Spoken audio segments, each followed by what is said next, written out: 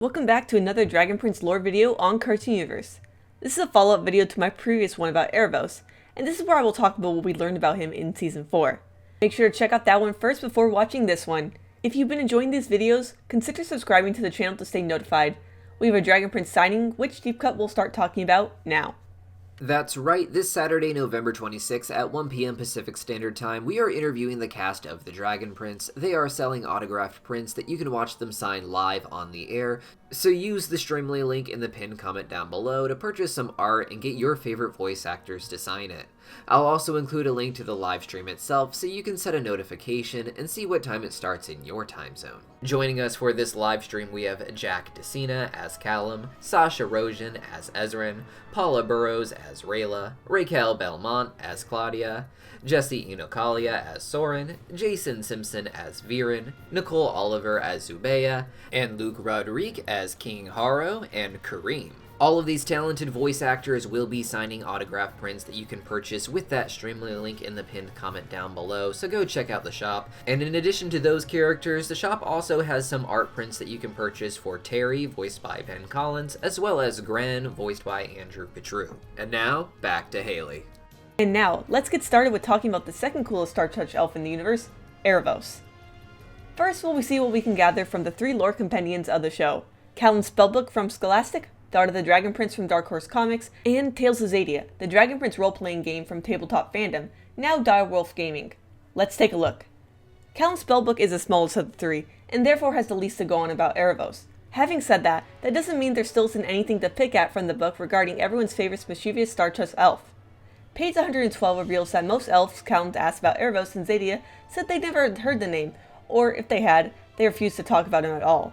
According to Callum, everyone in Xadia seems to hate or fear him a lot, and it's not just Viren who can't see or read about him in writing. The same ink effect happened before Callum's eyes too, which is also described in the second core novel, Sky.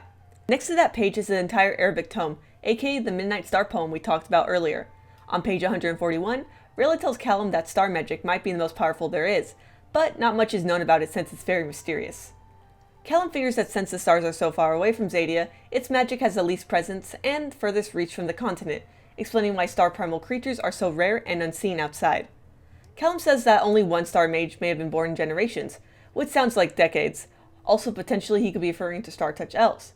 Not only due to the unlikelihood of anyone else being a star mage, but also since they live for thousands of years, maybe their birth rate naturally takes longer than everyone else. Star magic is sometimes called celestial magic or cosmic magic, and words that Callum chooses to associate it with are vision, truth, intelligence, otherworldly, destiny, wishes, mysterious, timeless, and reality-altering. Interestingly enough, Callum also uses vision to describe sky magic and truth to describe sun magic. The final note from Callum's spellbook is the rune cube, which leaves marks pointing in the same direction every time it gets rolled on the ground. The marks started getting longer in Xadia, despite still being pointed in the same direction, as if it's being pulled somewhere in the east. This detail gets alluded to in the final end credits illustration of Season 2 Episode 7. Next we have The Art of the Dragon Prince, which is even larger and has quite a couple of interesting details about the Midnight Star, starting at page 98. One of the most important things right at the bat is presented at the very end of his short biography. Is Aaravos a tragic victim of Xadia's arrogance, or a manipulator who pulled too hard at the strings of his puppets? That is a good question. It presents the question as if they can't both be the right answer, and knowing the show's love of gray shades, the real answer might lie somewhere in between both options. That Aaravos was a victim of Aaravos, but also a cold and calculating manipulator. There is no doubt that the mystery of Aaravos, encompassing seasons 4 through 7, will explore what's undoubtedly a very tragic backstory. The next detail is how, as a fallen Star Touch elf, Aaravos can only access a fraction of his former power. But what does being fallen entail for a Star Touch elf? Is it being separated from the rest, or being banished from the heavens? Is it being imprisoned in whatever sort of magical prison that Aaravos finds himself bound to? Is it the dark magic that may have corrupted him over the millennia? Since the Fallen Star event happened only 300 years ago, and since we know that Aaravos is the Fallen Star, it's safe to assume that he hadn't fallen until then. Finally, we have Tales of Xadia, or at least just the game handbook as of the writing and recording of this video. This book gives us quite a bit to discuss about Star Touch elves as a whole, and not just Aaravos. And in order to help further understand Aaravos, it would also probably help to further understand his species, magic, and history, which is so deeply intertwined with that of Xadia's history, given how old he is or potentially could be. This is where we get confirmation that Star Touch elves are indeed the first elves, which is really important because the first age of Xadia is called the Era of the First Elves. This is interesting because the 3rd, 4th, and 5th ages are all called the eras of Sol Regum, Luna Tenebris, and Avizandum respectively, aka the ruling powers of Xadia during these historical periods. So, were the Star Church Elves, Aaravos included, the dominant powers of Xadia between 5,000 and 2,000 years ago? Whether real or fictional, legends generally agree that Star Church Elves are few in number, they live longer than dragons, and their magic is so powerful that the ancient peoples of Xadia struggle to record it. Common questions in Xadia include, do they live among the stars? Are they mortal? Can they take physical form? We know that they are mortal and that they can take physical form, but the first question doesn't have a definite answer, although this may potentially be the case. The Great Bookery of Luxaria keeps the scrolls of the first elves, one of the only few records of Star Touch elves. One of the rhymes from Moonshadow children playing a game of triple skip implies that every single elven subspecies interacts with Moonshadow elves except Star Touch elves, which is interesting because even the distant, cut-off Tidebound elves still interact more than Star Touch elves do. The Royal Library of Evenir is the only place in the human kingdoms with any records. The Epic of the Void is from an unknown poet predating the fall of Valerian, now guarded behind a locked door and a gleaming ocean rune, and the High Mage of Evenir famously lets no one access the poem since Star Trek scholarship is considered sacred. Only one stanza has ever been shared by someone who was granted access to this poem, and though it's only 11 lines long, it still gives us quite a lot to go on for Star Touch elves. Here, they are called the Great Ones and Gods, so it's most likely this comes from the perspective of a human, since the stanza seems to revere, if not worship, the Star Touch elves like how humans did for Aaravos, and even praying to the Star Touch elves before that. It's now basically confirmed Zyrd was referring to a Star Touch elf when he said one of the Great Ones gave him his staff as a gift. More specifically, we can confidently say that it was Aaravos who gifted it to him. We also seemingly get a classification system for Star Touch elves, as they are either fabled, fallen, or found, and these names seem pretty self-explanatory. The fabled are probably Star Touch elves that have only ever been heard of, but never actually seen. The found are those who have likely made themselves known to the public eye, which definitely describes Aaravos before he became a fallen. The found probably only applies to elves and dragons, since Aaravos was apparently the only Star Touch elf humans have ever seen. Another interesting part is that the immediate line afterwards, where it says that while Star Touch elves were once everywhere, now they are no longer around anymore. This implies that during the First Age of Xadia, they were the first elves, Star Touch elves once openly, publicly roamed around the continent of Xadia, although neither allied with dragons nor humans. But somewhere around the time of the Second Age, the rise of Valerian, when humans found their way to magic, and distant primal elves started to emerge and ally with dragons, the Star Touch elves disappeared from Xadia, with only Aaravos staying behind. This tracks with how the era of the first elves was said to be the mythical, biblical era of Xadia, far back at San Diego Comic-Con 2019. The immediate line afterwards is also extremely fascinating, as it details some kind of history with Star Touch elves that's apparently the only thing humans ever hear about them. The poet asks if all they're ever going to know about Star Touch elves is either being consumed by the dark or cast to sea. This implies a history of Star Touch elves being corrupted by dark magic or banished to the ocean. Are both of these describing fallen Star Touch elves? This is before the fall of Valerian, which happened 1,000 years ago, so could this be about others that are not Aaravos? Even though Aaravos is called the Fallen Star, he may not be the only member of the Fallen. At times, he is also called just a Fallen Star or a Fallen Star Touch Elf, and there seems to have been Fallen before Ilarion itself fell, but Aaravos had supposedly fell 300 years ago, long after Ilarion fell. Also, there's a location on the map called the Sea of the Castout, which is close to Ilarion and Ocean Point, which seems tied with the stars. Could it be that a fallen Star Touch elf is imprisoned there? After Season 4, it seems that Aaravos is actually here, but the Epic of the Void was written before Ilarion even fell. Were Star Touch elves cast to sea even before Aaravos was? Or are we missing context? And that was all on page 45 alone, but now we move on to page 138, where it says things like, "It has been centuries since the last living Star Touch elves roamed Xadia," which is most likely referring to Aaravos being imprisoned 300 years ago, and the implication that the rest of them have all left Xadia entirely, or as Devin Gill puts it, this corporeal realm. It also says that the last Star Touch elves and unicorns were seen over a century ago, which shrouds Claudia's unicorn horn in more mystery.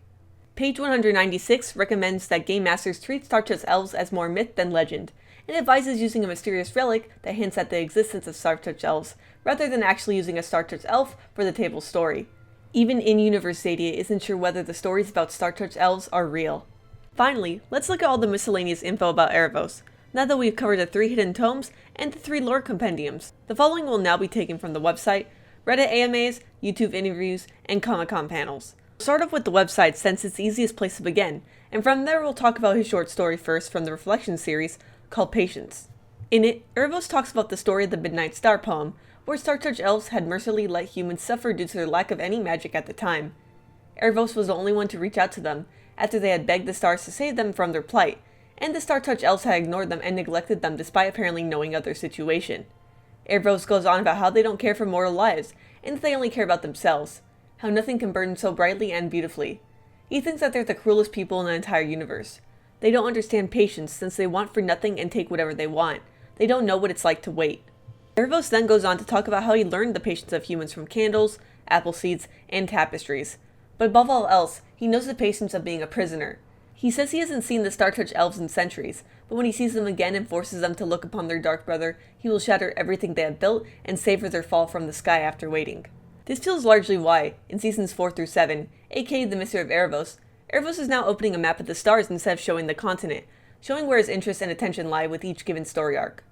He also calls the Star Touch elves arrogant, which seems to be a common theme with people that Aaravos hates on a personal level. First he calls Avazandum arrogant, the one who imprisoned him. Then it was the Sunfire Queen Kessa, a quality he notes her grandmother Aditi also shared, almost contradictory to how Zubeia calls her kind and wise in season 4. The biggest irony about this is how he may just be the most arrogant being in all of Xadia, since he also thinks that those who reject things like love, loyalty, and friendship are simple animals who deserve to be motivated by fear, signaling that not only does he think that love is conditional and transactional, but also someone who likely takes rejection horribly. Perhaps he only helps the desperate because they're in situations that make it hard to reject him. Funny how dark magic also works like this. Next we'll cover his birthday post, a story famous among fans. It reveals that Aaravos doesn't measure time like humans do, instead burning candles and reforming them with a wave of his hand. He doesn't care about celebrating his birthday, but if he did, he'd like to think back to when a human gave him a red fruit. A theory then surfaced that the human in question could have been the Orphan Queen, heroine Ezran's first royal ancestor 300 years ago, coincidentally also around the same age as the tree Claudia once bumped into. But one of the most important things I will say in this video, and about Aaravos as a whole, is that we know that there is someone in history extremely important to him. How important, you may ask? Well, at a New York Comic Con panel, Aaron Haas revealed that a location on the map references someone so important to Aaravos that a lot of his motivations come from that relationship.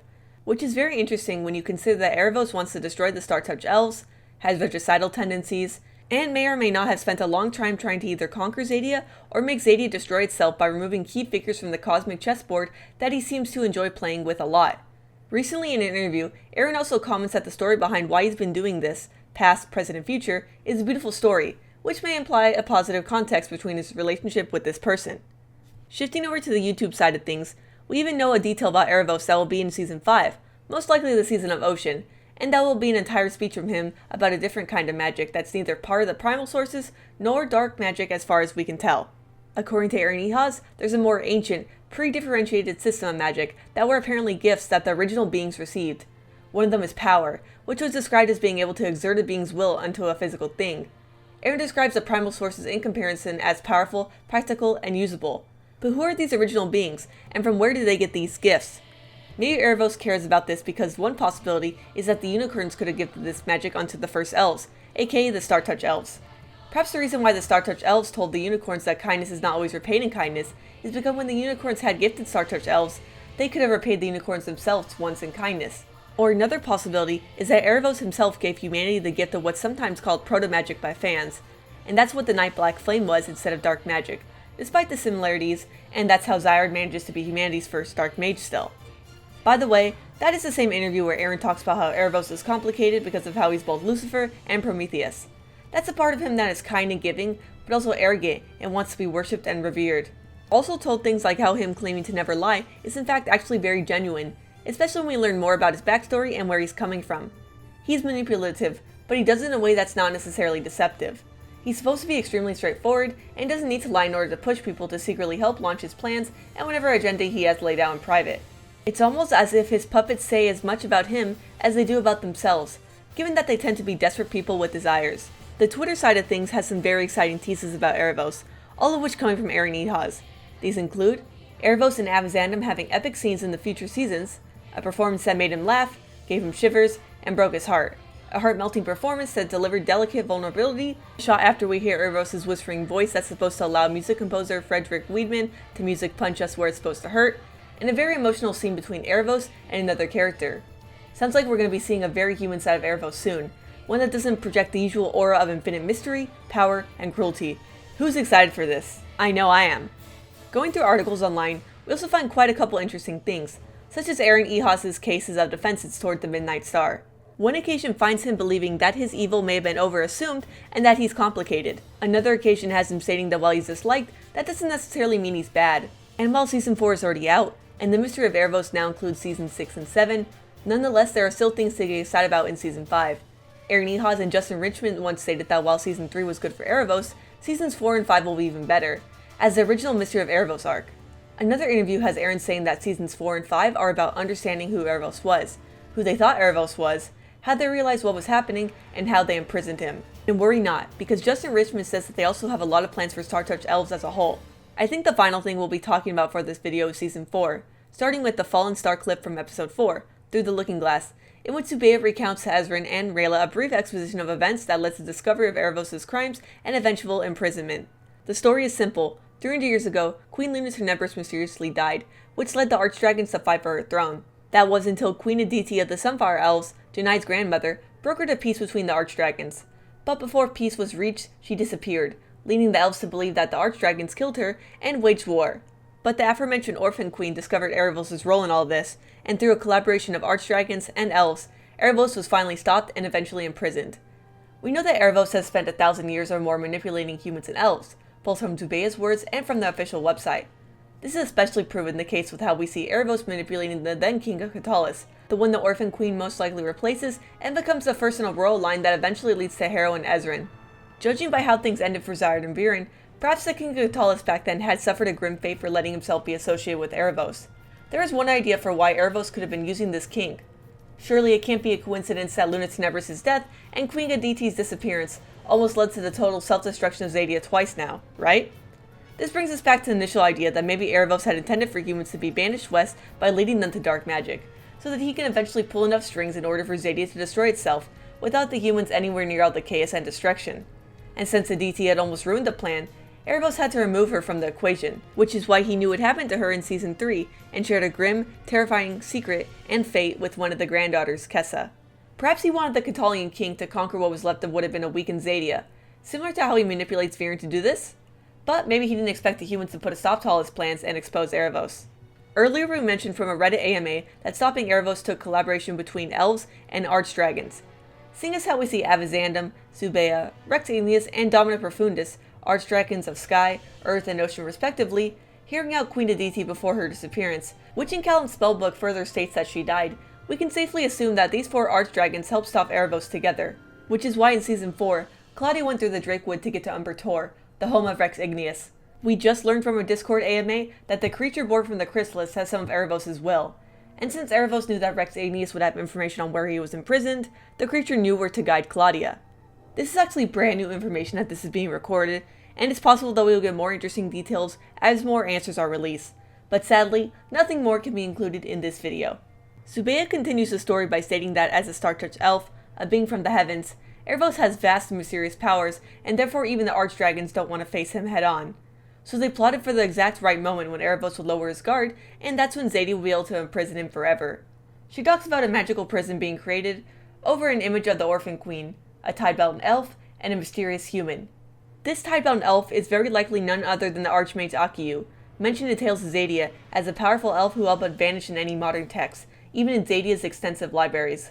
The human we see also appears in the end credits, who not only carries 2 keys around their neck, but also incorporates the aesthetic of jigsaw puzzles onto their clothing as well. For our most recent interview, which we'll link in the description, we learn that this human is actually called the Jailer, an unspecified mage who is the mastermind of prisons and puzzles. This particular background and information could end up being very relevant to Aaravos, because on top of being present during the event of his imprisonment, her title and skill set could very well imply that she had a hand in imprisoning Aaravos, more specifically serving as the architect of his magical prison. Imagine that. If Aaravos spent all this time completely oblivious to human ingenuity, as if being exposed by another human wasn't already humiliating enough. We at Cartoon Universe largely suspect that she'll be a vital character in the future of the show, but also in the past of the show's fictional history. And we'll talk about that potential spin-off story in a minute here. But afterwards, each of the Archdragons was given a clue or puzzle piece regarding the location of Aaravos' prison, but none of them having the full and complete picture. Avizandum was given a looking glass, in the form of a mirror linked to an identical one in the prison, which can only be activated in darkness to keep watch on Aaravos. Rex Igneous' puzzle piece was a map of the location, carved onto his tooth. His dentist was probably not happy about that. That only leaves Domina Profundis, and seeing as she's the Ocean Archdragon, and that Aaravos is found to be under the Sea of the Cast-Out, as revealed by Rex Igneous' map, she might be the only one who has access to him, even if she may not necessarily know the exact location of Aaravos' prison herself. If Season 4 was a race to Rex Igneous, then Season 5 could very well be a race to Domina Profundis, especially if it's titled Ocean. Now if you're wondering why Ezra and Harold's ancestor is being called the Orphan Queen in the video, then the answer is actually quite simple. One of the 2 known plant spin-offs, the Orphan Queen, is a movie project that will completely cover the entire unfiltered story which Zubeia talks to Ezra about, first revealed at San Diego Comic-Con 2019. The idea came about when the creators had wondered how the key of Aaravos ended up in the Banther Lodge, and how Harold knew so much about it. Then they thought of the Orphan King, later changed to the Orphan Queen, Ezra and Harold's first royal ancestor, a young girl with no parents and grew up with nothing, embarking on a dangerous journey into Zadia and ends up saving the world, who later comes into possession of the Rune Cube and passes it down the royal line over the centuries. Aaron E. Hawes also promised more to come for the Orphan Queen beyond just Season 4, so expect more breadcrumbs of the story before the movie, hopefully further explaining her connection to the wizard. And with that, we are finally finished with everything we know about Aaravos. What information did you find the most surprising, and what do you want to learn about him in Season 5? Let me know in the comments. Once again, many thanks to everyone that helped me make this behemoth of a lore video. Credits to everyone will be in the description. If you want to see the rest of the Discord AMA, consider joining the official Dragon Prince Discord, where I just so happen to be a moderator on. Or if you want to talk about Dragon Prince with me, join the Cartooniverse Discord. And with that, have an animated day.